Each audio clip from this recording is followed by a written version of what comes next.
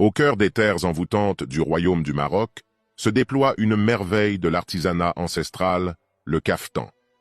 Témoin immuable d'une tradition millénaire, il se pare des éclats dorés de son histoire, révélant les secrets d'un passé glorieux et l'élégance intemporelle d'une culture raffinée.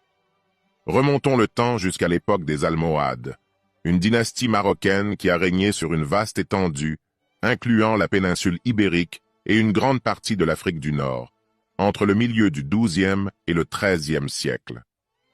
La dynastie a atteint son apogée sous le règne d'Abou Youssouf Yacoub al-Mansour, qui a dirigé l'empire vers de nouveaux sommets de prospérité.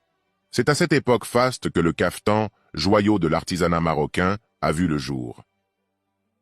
Au cœur de l'âge d'or de l'industrie textile sous le règne des Almohades, la ville de Fès était un véritable épicentre de créativité et de savoir-faire.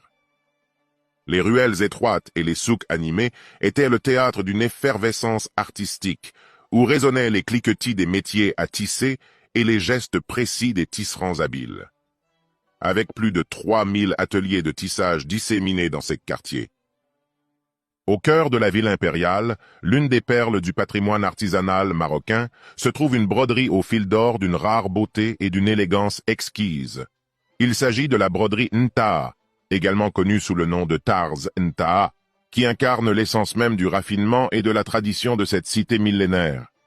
C'est pendant l'ère glorieuse de l'empire marocain d'Al-Andalus que cette technique raffinée a atteint son apogée. Des références précieuses, telles que l'ouvrage Ars Islamica, édité par l'Université du Michigan en 1951, témoignent de l'importance et la reconnaissance de cette technique dans l'histoire.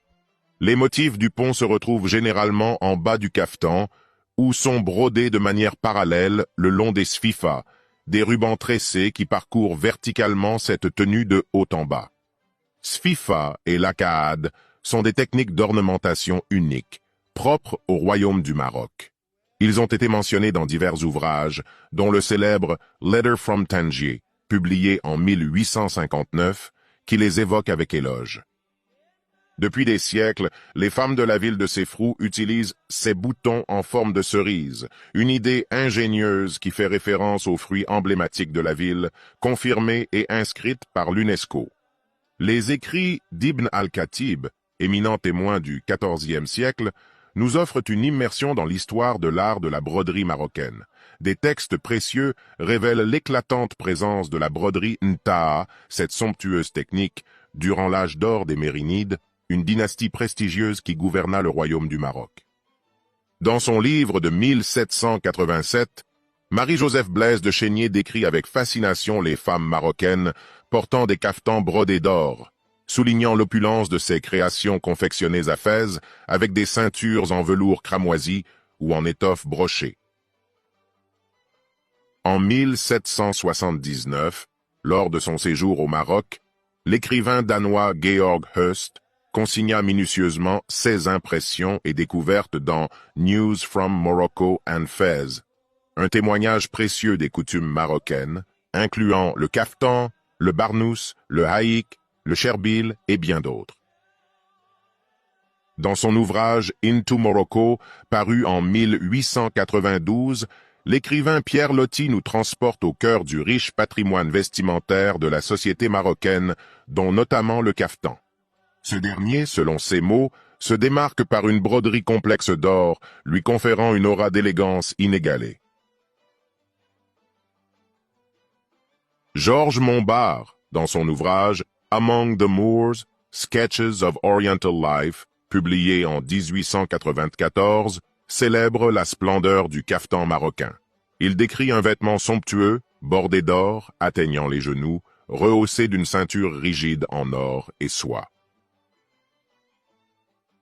En 1906, le livre Life in Morocco de Budget Mikin se penche sur la caractéristique principale de la tenue marocaine, mettant en lumière le somptueux caftan de satin ou de soie, brodé d'or et d'argent, dont les couleurs chatoyantes s'illustrent sous un vêtement de dentelle blanche au design similaire.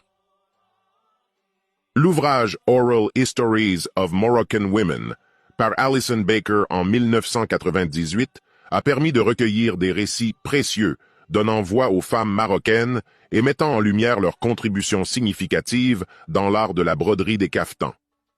À la prochaine.